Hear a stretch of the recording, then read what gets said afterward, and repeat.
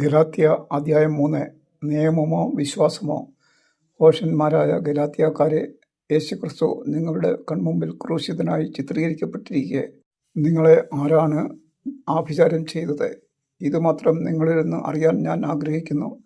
നിങ്ങൾ ആത്മാവിനെ സ്വീകരിച്ചത് നിയമത്തിൻ്റെ അനുഷ്ഠാനത്താലോ അതോ വിശ്വാസത്തിൻ്റെ അനുസരണം നിങ്ങളോട് പ്രഘോഷിക്കപ്പെട്ടത് വിശ്വസിച്ചതുകൊണ്ടോ? ആത്മാവിൽ ആരംഭിച്ചിട്ട് ഇപ്പോൾ ശരീരത്തിൽ അവസാനിപ്പിക്കുവാൻ മാത്രം ഭോഷന്മാരാണോ നിങ്ങൾ? നിങ്ങൾ സഹിച്ചവയത്രയും വ്യർത്ഥമായിരുന്നുവോ? തീർത്തും വ്യർത്ഥം.